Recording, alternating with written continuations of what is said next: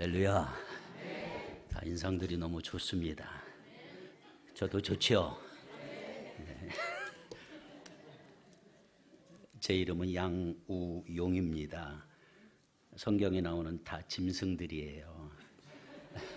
양도 있고 소도 있고 용도 있습니다. 주보에 영으로 나온 것 같아요. 그렇죠? 제가 지금 주보를 잘 못 봤는데 언뜻 컨닝을 하니까 용으로 돼 있어요. 용입니다. 용. 물론 의미는 다르지만 어쨌든 성경에 나오는 양과 같은 목사예요. 오늘 초대해 주셔서 감사하고요.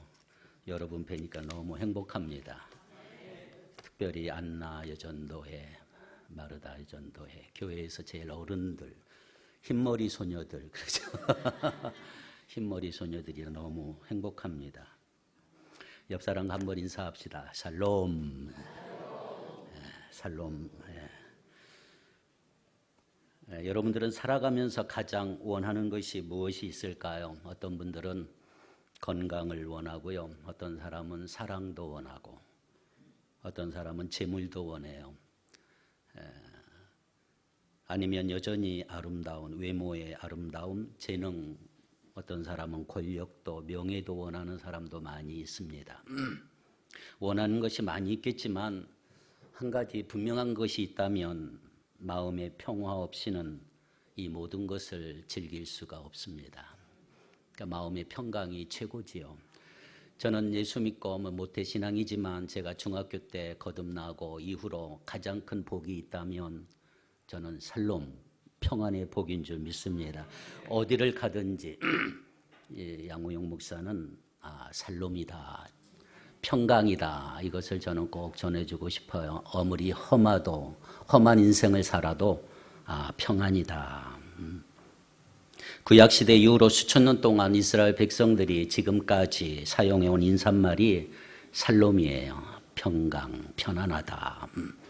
간단한 두 글자지만 이 말은 지금도 이스라엘 백성들이, 유대인들이 만나고 헤어질 때마다 가장 보편적으로 사용하고 있는 그 인사말이라고 할 수가 있습니다. 가까운 사람들 사이에는 샬롬 두 번씩이나 담대히 말하는 거죠. 친근감 있게 그렇게 말하는 너무너무 좋은 인사말이라고 할 수가 있어요.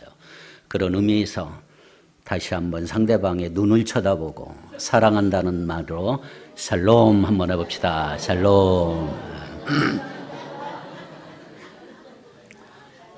이제 조금 부드러워졌습니다. 그렇죠? 이제 부드러워졌어요.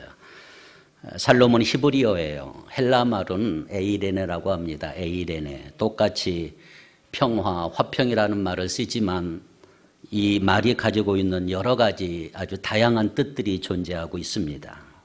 그래서 원래 샬롬이라는 뜻은 뭐냐 하면 온전하다, 그리고 완전하다, 이런 뜻이 있습니다.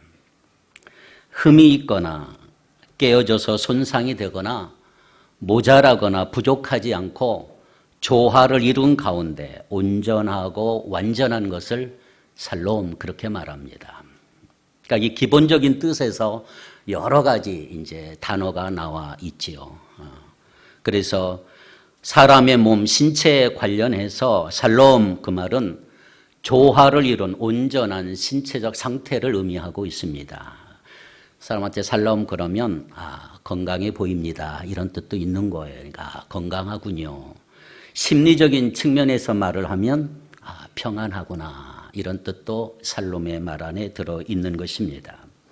자, 오늘 헌신 예배를 드리는 안나 여전도회, 마르다 여전도 회원 여러분들은 오늘날까지 예수 오래 믿으시면서 얼마나 샬롬의 은혜를 누리셨는지 저는 잘 모릅니다. 외부적인 평화는 물론이거니와 내부적으로 얼마나 평강을 누리면서 온전한 조화를 이루며 살아오셨는지 한번 생각해 보세요. 그리고 오늘 이후로 더 적극적인 의지를 가지고 샬롬을 이루기 위해서 최선을 다해서 좀 힘을 쓰고 샬롬이 깨진 오늘날의 이 세계에서 모두 다 함께 더불어 힘을 모아서 샬롬의 공동체를 이룰 수 있는 우리 수문교회와 여전도회가 될 수 있기를 축복합니다. 자, 그렇다면 우리가 이 샬롬의 축복을 어디서 얻을 수 있을까요? 샬롬이라는 말은 이 어디서 평안을 얻을 수가 있을까요? 자, 오늘 제목이 뭐지요? 평강을 원하십니까? 여러분 평강 원하십니까? 네. 할렐루야. 그럼 어떻게 평강 샬롬을 얻을 수가 있을까요? 제가 오늘 그 비결을 알려드리러 왔어요. 하나님의 말씀을 통해서 하나님의 평안을 누리는 성경적인 원리가 과연 무엇일까?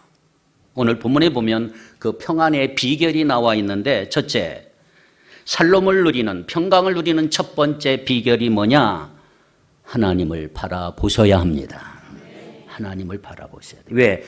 평안의 근원이신 분이 하나님이셔요. 하나님 바라보시면 평안해질 수가 있어요. 자, 7절. 오늘 본문 7절을 우리 다 같이 한 목소리로 읽겠습니다. 7절입니다. 시작.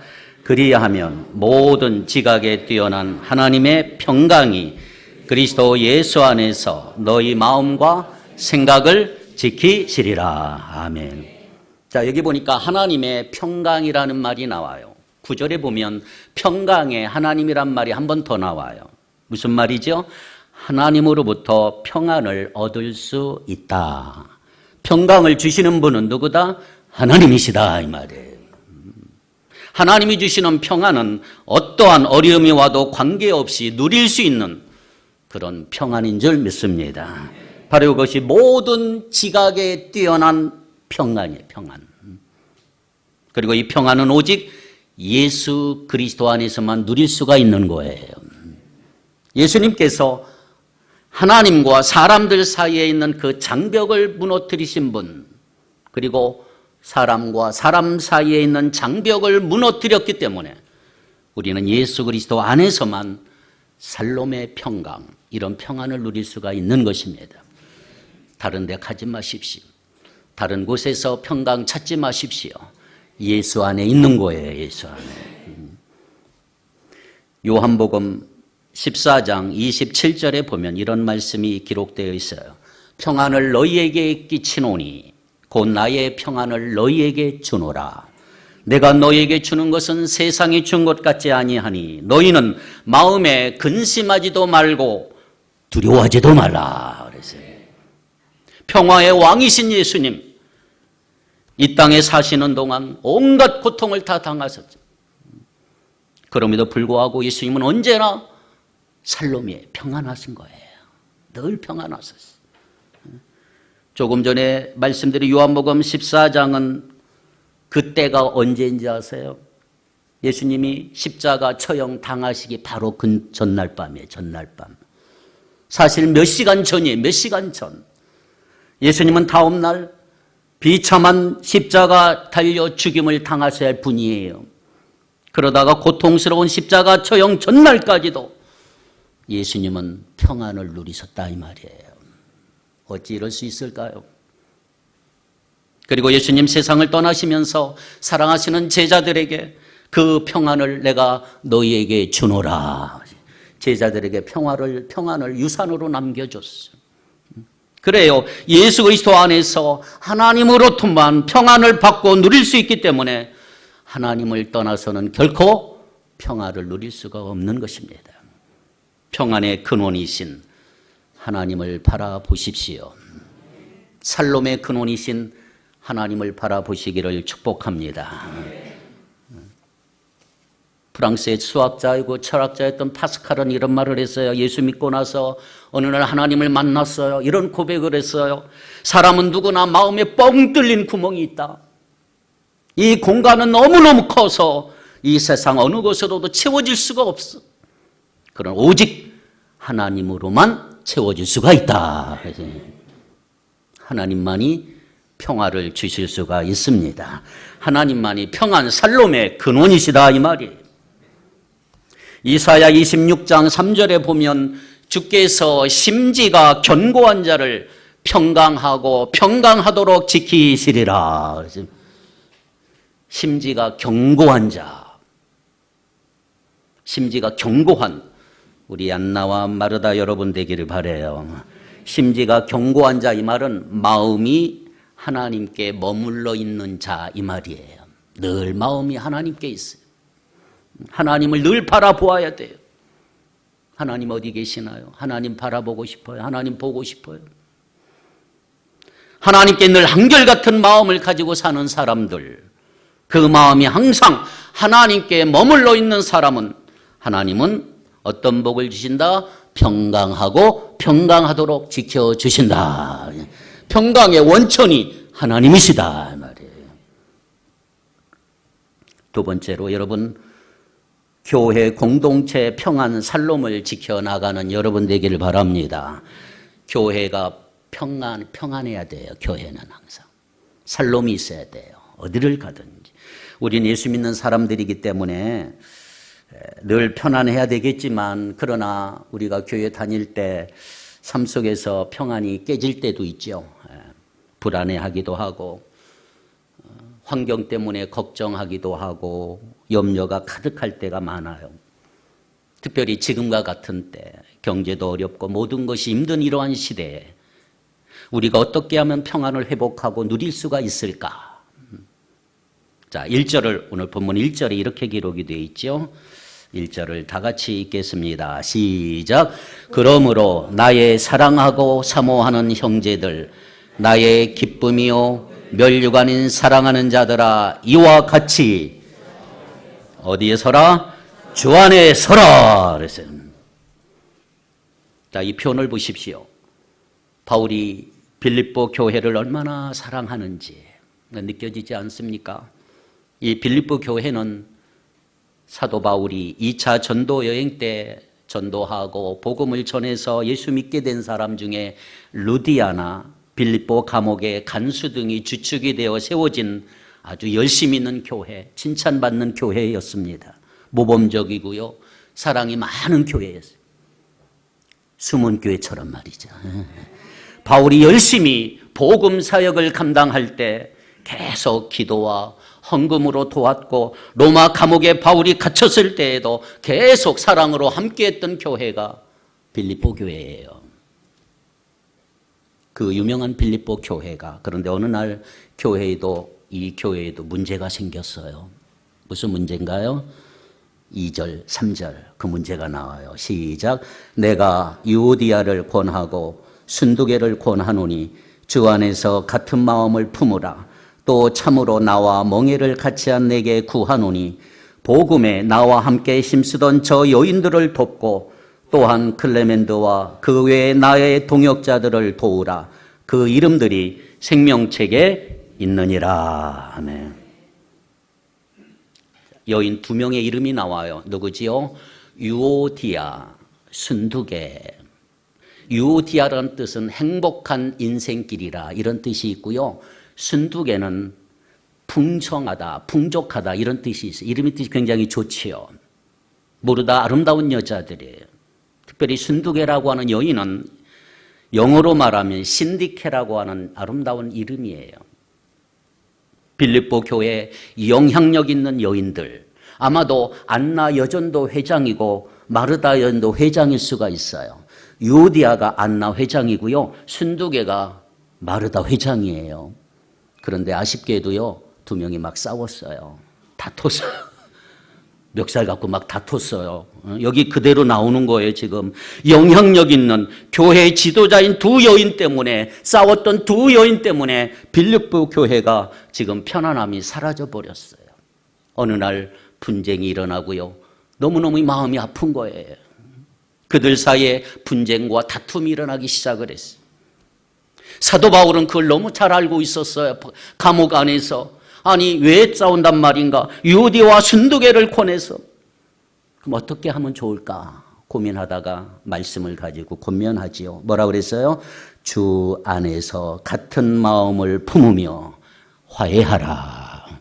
권면하고 있는 거예요. 그만 싸우고 서로 화해했으면 좋겠어.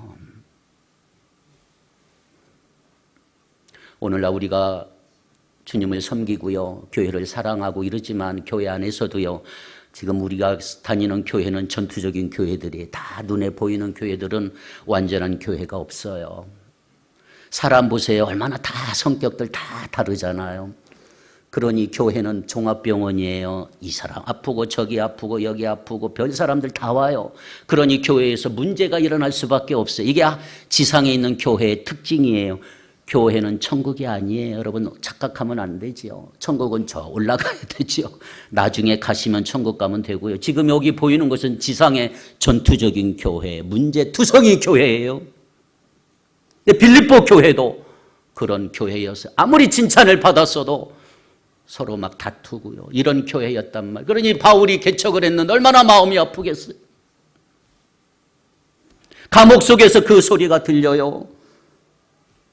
분노하며 야단치면 좋겠는데 바울 목사님은 야단치지를 않았어요. 뭐 했어요? 두 여인들에게 서로 화해하라고. 주님 안에 같은 마음을 품어라. 화해하라. 그리고 교회는 그들을 도와라. 왜? 그들의 이름도 어디에 있기 때문에? 생명록에 기록되어 있기 때문에 우리의 형제 자매여 같이 천국 갈 사람들이란 말이에요. 싸울 필요 없다. 자, 여기서 한 가지 중요한 원리를 하나 깨달아요. 오늘 우리 개인적인 각자가 평안을 누리기 위해서, 살롬을 누리기 위해서 반드시 교회가 평안해야 된다. 교회 평화가 깨지면, 교회 화평이 깨져버리면 교인들의 마음에도 상처가 있고 화평이 없어요. 평강이 없어요. 저희 부모님이 저 모태신앙인데요. 저도요. 근데 어릴 때 늘 봐왔던 게 뭐냐 하면 교회 갔다 오면 늘 싸우셔요. 어머니 아버지가. 아니 저분들은 왜 교회 갔다 오면 왜 이렇게 싸우실까? 나는 결혼하면 죽어도 안 싸워야지. 저도 더 싸워요. 더 싸워요. 교회 갔다 오면 마음이 평강해야 되는데 왜 이렇게 다툴까? 교회가 평안이 없으면, 살롬이 없으면 성도들의 마음도 늘 살롬 없어요. 평강이 없어요. 제가 오래전 섬기던 교회가 갈라져 가지고요. 다투며 막 분열한 적이 있었어요.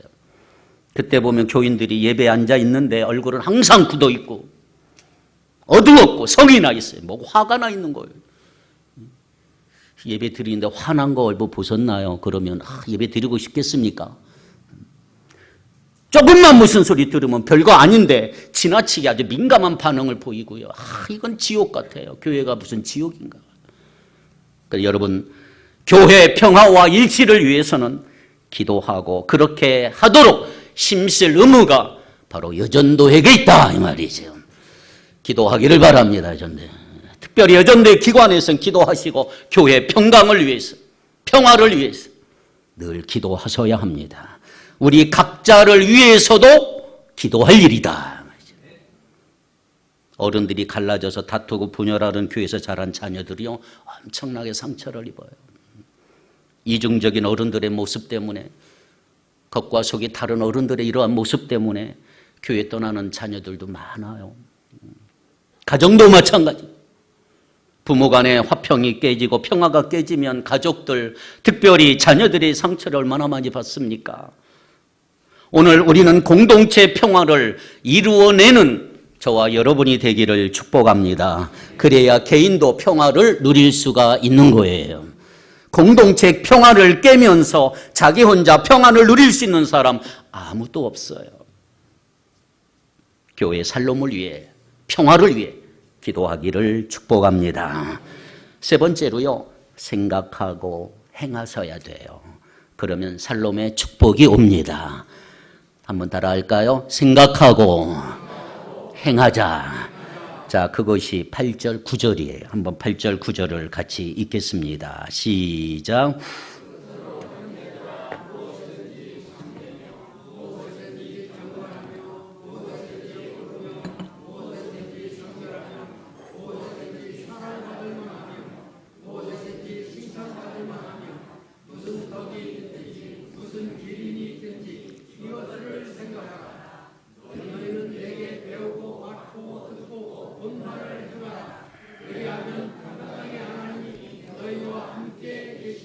아멘. 8절 끝에 무슨 기림이 있든지 이것들을 생각하라. 9절에 보니까 너희는 내게 배우고 받고 듣고 본 바를 행하라. 그리하면 평강의 하나님이 너희와 함께 계시리라. 생각해야 되고요, 행해야 돼요. 공동체의 평안함과 내 개인의 평안 사이에는 균형이 필요해요. 균형이. 교회의 평안과 우리 자신의 평안이 똑같이 균형을 맞춰야 돼요. 8절, 9절의 내용은 두 가지 말로 요약이 돼요. 이것들을 생각하라. 다른 하나는 행하라. 여러분, 생각이 바로 서야 평화를 누릴 수가 있고요, 실천을 바로 해야 평화를 누릴 수가 있는 거예요. 결국 8절에 이 말이 나오죠. 참된 거, 경건한 거, 옳은 거, 정결한 거, 사랑받을 만한, 칭찬받을 만한 명예로운 것들이 다 덕이다. 그래서 덕. 무슨 덕이 있든 이게 덕이거든요. 그리고 다른 사람의 시각으로 보면 기림이 있는, 즉 칭찬만한, 칭찬받을 만한 것이다. 이러한 것들로 내 마음이 꽉 차면 평안해진다. 그래서 평안해진다. 생각해 보세요, 여러분. 참된 것 대신에 거짓된 것이 내 안에 들어있으면 평안해질 수 있을까요? 거짓말하는 사람이 평안한 사람 보셨어요? 들킬까 봐 얼마나 불안합니까? 죄 지은 사람이 경찰에게 잡힐 때 이런 말이에요. 야, 이제야 내가 잠잘 수 있겠다. 왜? 쫓겨다니 도망칠 때 늘 불안한 거예요. 근데 잡히고 나니까 평안한 거죠. 경건한 것 대신에 불경건한 것 들어있으면 평안할까요? 옳은 것 대신에 여러분 마음에 틀린 것이 들어있으면 평안할 수 있어요. 정결한 것 대신에 더러운 것 들어있으면 절대로 평안이 있을 수가 없는 거예요. 사랑받을 만한 것 대신 미움받을 만한 것이 내 안에 들어있으면 평안이 없어요. 칭찬받을 만한 것, 비난받을 만한 것 잔뜩 들어있으면 평안은 없는 것입니다. 어떤 유명한 스승님이 아주 편안하게 살고 있었어요. 한 번은 젊은 청년들이 스승님 찾아와 질문을 했어요. 선생님, 우리는 온갖 유혹을 다 받아서 이렇게 불안하고 염려가 가득한데 편안한 날이 하나도 없는데 어찌 선생님은 그렇게 늘 편안해 보입니까? 혹시 선생님은 우리가 받는 유혹들 받지 않으시는 것 아닙니까? 그러자 이 선생님은 이렇게 말합니다. 아닙니다. 저도 여러분이 받는 유혹들 다 받고 있습니다. 그 유혹들이 찾아와서 어느 날 제 마음의 문을 놓고 합니다. 그때 저는 이렇게 대답합니다.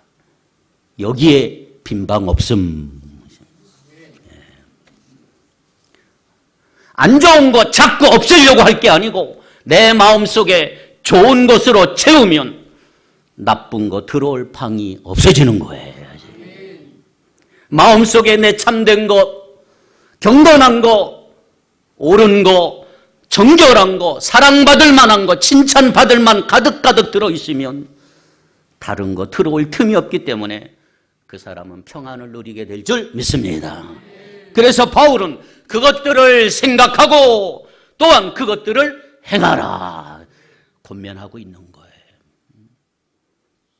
바울은 자신이 사는 모습을 빌립보 교회 성도들에게 직접 보여줬어요. 나는 이런 사람인 것 같아.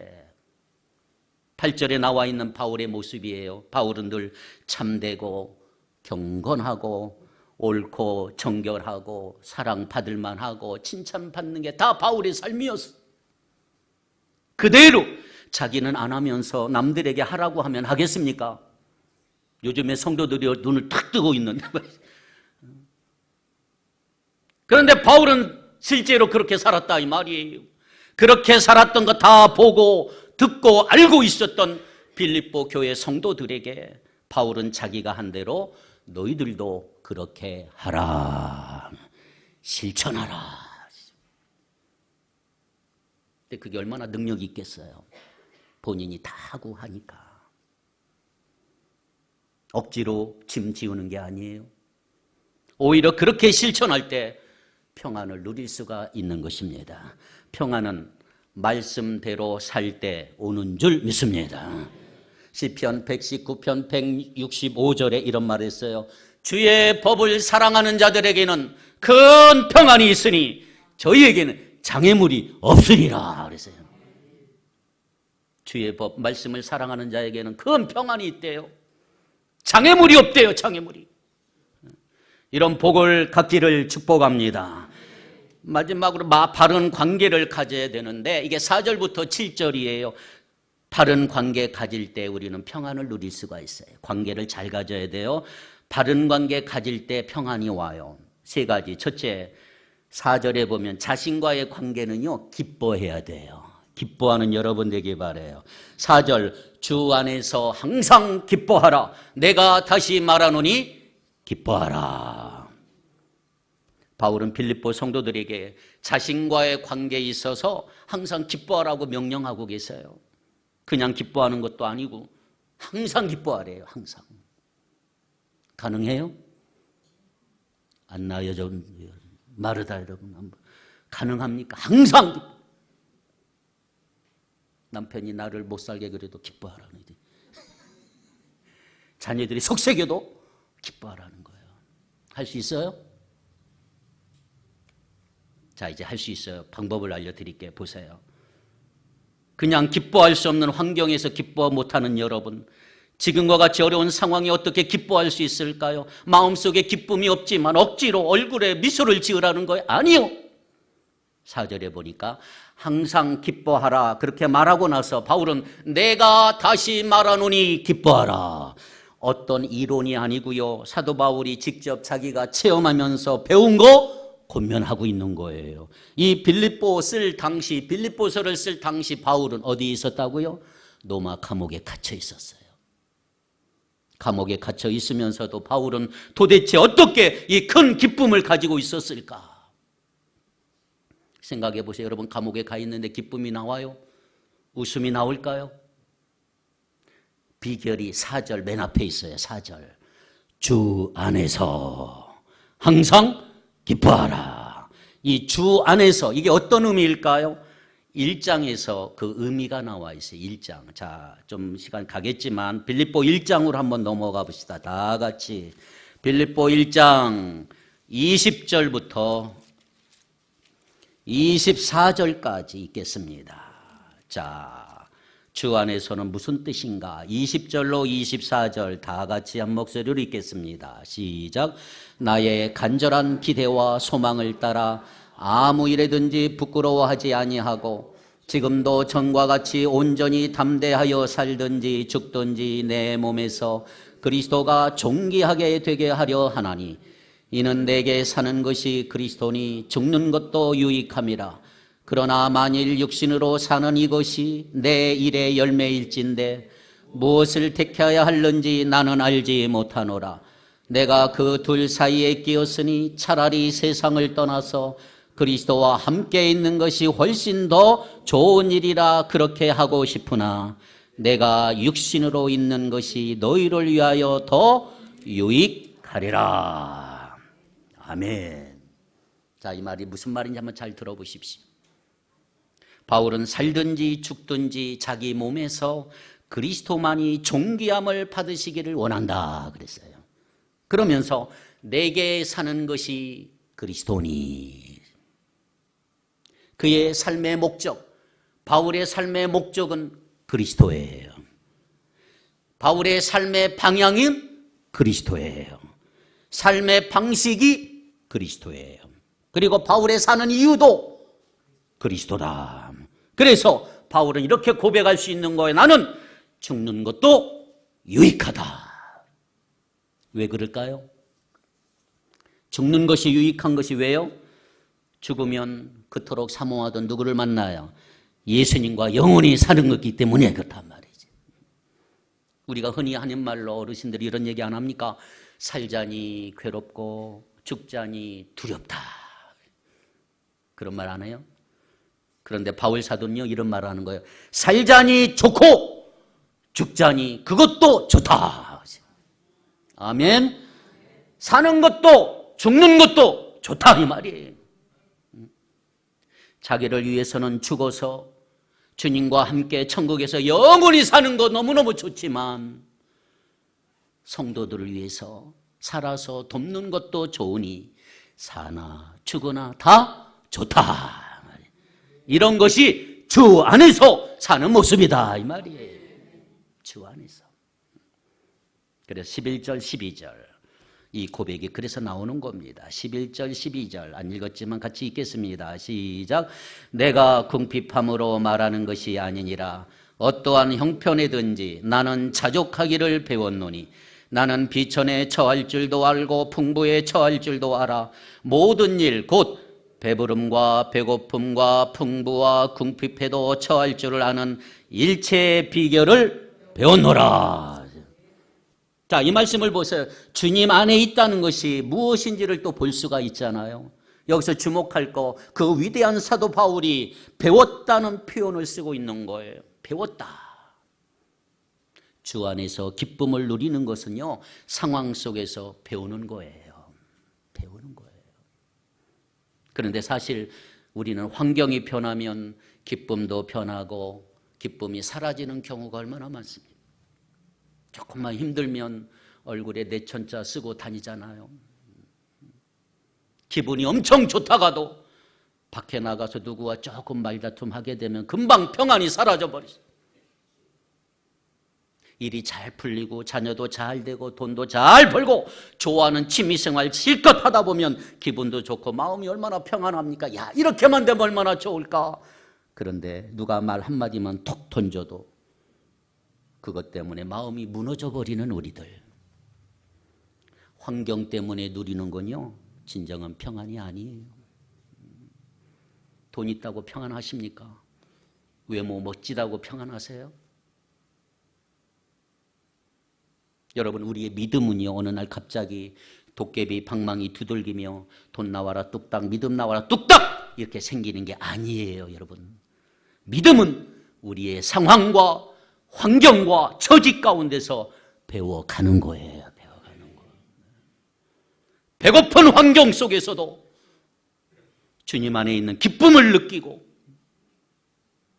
배부르고 풍족한 상황 속에서도 주 안에서 기쁨을 누리는 거예요. 누리는 거예요. 멸시당하는 환경 속에서도 주님 안에서 기쁨을 누리는 거예요. 내가 아무것도 없고 가난하다 할지라도 주님 때문에 기뻐하는 거예요. 존경받는 환경 속에서도 주 안에서 기쁨을 누릴 수가 있는 거예요. 그 비결이 뭐라고요? 13절에 내게 능력 주시는 자 안에서 내가 모든 것을 할 수 있느니라. 내게 능력 주시는 자 안에 내가 거하기 때문이다 이 말이에요. 이 말씀 많은 분들이 좋아하는데 오해하는 경우가 있어요. 내가 모든 걸 할 수 있다는데 초점을 맞추기 때문에 오해하는데, 이 말씀 그 말씀 아니에요. 긍정적인 사고방식도 나왔고, 근데 이 말씀의 앞뒤 문맥을 잘 보셔야 합니다. 이 말은 무슨 말이냐? 주님께서 내가 모든 것을 다 할 수 있는 능력을 주신다 이 말이 아니고, 나는 모든 환경과 처지와 환경과 형편에서 견딜 수 있게 해 주신다 이 말이에요. 그래서 빈부에 처할 줄도 알고 풍부에 처할 줄도 아는, 이게 주님 안에 사는 거예요. 견딜 수 있게 해 주신다. 그래서 바울은 비천하든지 풍부하든지 어떤 상황이든지 감당할 수 있는 비결을 배웠기 때문에 감옥에 갇혀 있으면서도 기뻐할 수가 있었던 거예요. 그는 마음속에서부터 솟아나는 기쁨을 이기지 못해서 저 멀리 떨어져 있는 빌립보 그 교회 성도들을 위해서 주 안에서 항상 기뻐하라, 내가 다시 말하노니 기뻐하라 외치고 있는 거예요. 지금 저로 오늘 헌신 예배를 드리는 안나와 마르다 여러분에게 권면하고 싶습니다. 주 안에서 항상 기뻐하십시오. 내가 다시 말하노니 기뻐하시기 바랍니다. 기뻐하시되. 자, 그렇다면 바울은 이러한 기쁨을 누구에게서 배웠을까요? 예수님께 배웠죠. 예수님께. 요한복음 15장 11절에 보니까 내가 이것을 너에게 이름은 내 기쁨이 너희 안에 있어 너희 기쁨을 충만하게 하려 함이라 그랬어요. 불과 몇 시간 후면 그 끔찍한 십자가에 달려 처형당할 예수님, 어떻게 예수님은 이런 말씀하실 수가 있었을까요? 죽음을 앞두신 주님의 마음속에 기쁨이 있었기 때문에 그래요. 기쁨이. 바로 그 기쁨이 바울도 맛보았던 기쁨이고, 바울은 자신이 맛본 그 기쁨을 빌립보 교회 성도들과 또 오늘 저와 여러분에게도 전해주고 있는 거예요. 한 걸음 더 나아가 두 번째, 타인과의 관계에서는 관용을 베풀 때 평안해질 수가 있어요. 첫째, 자기가 기쁨이 있을 때 평안해질 수가 있고요. 두 번째, 관용을 베풀 때 평안해질 수가 있어요. 두 번째, 타인들에게. 자, 5절에 이런 말합니다. 5절 시작. 너희 관용을 모든 사람에게 알게 하라. 주께서 가까우시니라. 아멘. 자, 4절에서 항상 기뻐하라 그렇게 말한 뒤에 5절에 관용을 모든 사람에게 알게 하라 그랬어요. 자, 관용이 뭘까요? 나에게 잘못하는 사람에게 너그럽고 부드럽게 대해주는 것, 그게 관용이지요. 나한테 아무리 잘못했어도 그래, 내가 한번 봐줄게. 그렇다고 해서 무조건 슬쩍 넘어가 주는 것이 관용이 아니에요. 합리적으로 행동은 하지만 동시에 너그럽게 부드럽게 대해주는 거예요. 그게 관용이에요. 이 세상에서 가장 관용이 많은 백성이 있다면 프랑스 사람들이라 그래요. 자기들이 그래요. 프랑스, 자기들은 관용, 똘레랑스라 그래요. 똘레랑스. 프랑스 사람들은 자기들이 최고의 관용의 나라라 그래요. 그런데 알고 보면 별로 그렇지도 않아요. 자, 사실 우리의 본성은 이기적이잖아요. 여러분, 이기적인 사람들은 다 다른 사람에게 관용하기가 얼마나 어려운지 몰라요. 다른 사람 잘못했을 때 정죄하지요. 자기가 잘못하면 아주 관대하고 눈 감아주는데 남이 잘못하면 날카롭게 지적하며 얼마나 비판하는지 몰라요. 그러한 본성을 가리키는 전문 용어가 있어요. 요즘 정치권에서 잘 쓰는 용어 뭐지요? 내노란물이에요. 내노란물. 내가 하면 노맨스고요. 남이 하면 그거래요. 우리는 그렇게 상황을 자기 중심적으로 보기 때문에 남을 관용하기가 얼마나 힘든지 몰라요. 우리가 다른 사람과 어떤 안 좋은 일이 당하면 대개 두 가지 반응이 일어나요. 첫째는 맞부딪혀 싸우는 거예요. 다른 하나는 도망가는 거예요. 다른 사람이 나를 공격할 때 맞부딪혀 싸우는 것은 분노로 나타나요. 분노. 막 열받아가지고 머리 뚜껑 김이나 막 싸우는 거예요. 싸우는 거. 그리고 도망치는 것은요, 두려움으로 나타나요. 무서워, 두려워. 이 두 가지 나타나요. 그런데 오늘 본문에 보세요. 다른 사람에게 분노나 두려움이 아니라 무엇하라?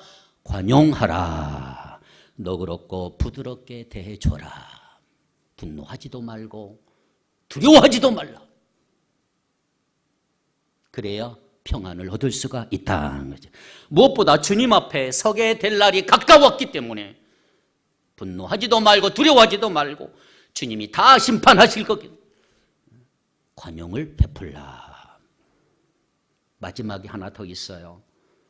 하나님과의 관계에서요, 염려하지 않기를 바랍니다. 첫째, 자기는 기뻐하고요. 타인과의 관계에서는 관용하고요. 하나님과의 관계는요, 염려하지 말라. 자, 6절, 7절. 오늘 본문 6절, 7절. 큰 소리로 한번 읽겠습니다. 시작.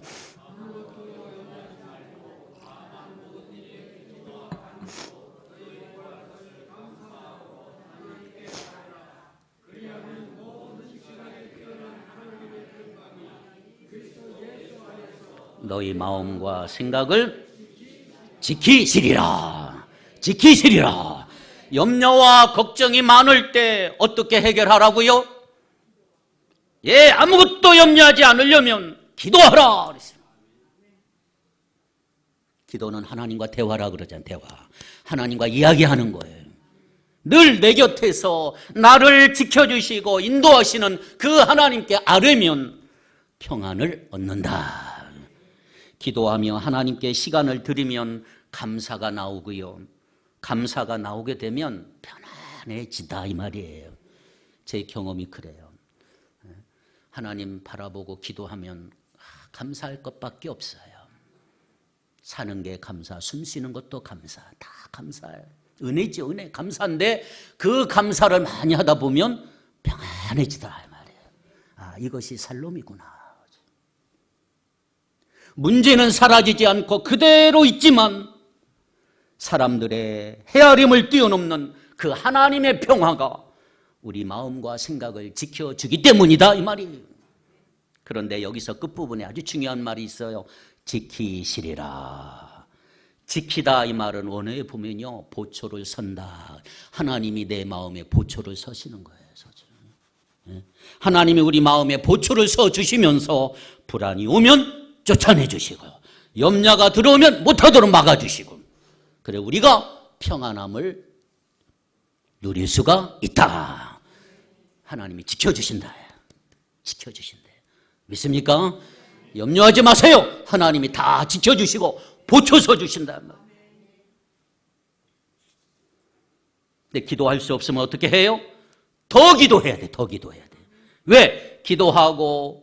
기도하고도 염려가 계속된다면 충분히 기도하지 않았기 때문에 그래요. 1시간 기도했으면 2시간 해야 돼요. 염려를 해결할 수 있는 길, 기도밖에 없어요. 기도는 간구만이 아니에요. 하나님과의 대화라 그랬잖아요. 찬양도 있고 감사도 있고 회개도 있고 물론 간구도 있고 중보도 있어요. 힘든 상황에서도 감사 기도를 많이 하면 놀랍게도 염려가 다 사라질 줄 믿습니다. 우리 삶의 문제들이 닥칠 때 시각을 45도로 탁 올려보세요. 앞에만 보지 말고 45도를 좀 쳐다보세요. 올리라, 45도 올려라. 아주 유명한 말이, 문제들을 늘 수평적으로만 바라보면 해결이 안 돼요. 그런데 여러분의 눈을 시각 45도만 탁 올리면 하나님을 바라보게 되면 문제가 해결이 되는 거죠. 왜? 염려와 근심이 많을 때 눈을 들어 하나님 바라보면 감사가 나올 수밖에 없기 때문이에요. 여러분, 어떤 문제도 하나님께는 문제가 되지 않습니다. 자신의 아들을 십자가에 내어주시기까지 우리를 사랑하시는 그 하나님 바라보면 감사가 나올 수밖에 없는 거예요. 하나님 감사합니다. 불평하고 염려할 게 뭐가 있겠어요? 하나님 다 지켜주시고 보초서 주시고 계시는데 감사가 나오면 염려는 사라지는 거예요. 염려는. 오늘 헌신 예배 드리시는 수문교회 안나 여전도회 마르다 여전도 회원 여러분, 예수 그리스도 안에서 참된 평강 얻기를 축복합니다. 내 안에 있는 평안 뺏기지 마십시오. 평강의 근원이신 하나님 날마다 바라보기를 바랍니다. 수문교회 공동체 평화를 이루어내는 여전도회가 되기를 바랍니다. 여러분 마음속에 참된 거, 경건한 거, 정결한 거, 사랑받을 만한 거, 칭찬받을 만한 것들로 가득가득 채우시기를 바랍니다. 항상 기뻐하십시오. 다시 말하노니 기뻐하십시오. 다른 사람 대할 때 분노나 두려움이 아니라 관용을 베푸시기를 바랍니다. 아무것도 염려하지 말고 살아계신 하나님께 기도하십시오. 우리 마음에 보초를 서주시면서 불안이 오면 쫓아내 주시고 염려가 들어오지 못하도록 지켜주시는 평강의 하나님께서 항상 우리와 함께 하시는 줄 믿습니다. 어려운 상황 속에서도 날마다 하나님이 주시는 평안을 받아 누리면서 평안 가운데 살아가는 우리 모두가 되기를 주님의 이름으로 축복합니다. 기도합니다. 거룩하신 하나님, 예수 그리스도 안에 주님 주시는 참된 평강 얻기를 원합니다. 오늘 헌신 예배를 드리는 안나 여전도회, 마르다 여전도회를 축복하시고 앞길이 더 잘되게 하시고 염려, 걱정, 근심 하나님 앞에 맡기게 하옵시며 평강의 근원 되신 하나님 날마다 바라보며 주님께 집중할 수 있게 해 주옵소서. 평강의 하나님 우리와 함께 하실 줄 믿습니다. 여전도와 함께 하실 줄 믿습니다. 수문교회와 함께 하실 줄 믿습니다. 날마다 평안을 누리며 살아가는 우리 모두가 되게 하옵소서. 예수님의 이름으로 기도하옵나이다. 아멘.